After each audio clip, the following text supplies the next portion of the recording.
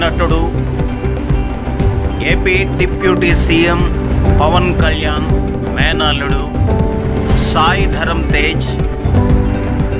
తాను నూతనంగా నామకరణం చేసుకున్న సందర్భంగా, అంటే గతంలో సాయి ధరమ్ తేజ్ అనే పేరు కాస్త వారి తల్లిగారి పేరు కలిసే విధంగా సాయి దుర్గా తేజ్ అనే నామకరణం చేసుకున్న సందర్భంగా అతనిని అభినందించి శుభాకాంక్షలు తెలియజేసిన ఏపీ డిప్యూటీ సీఎం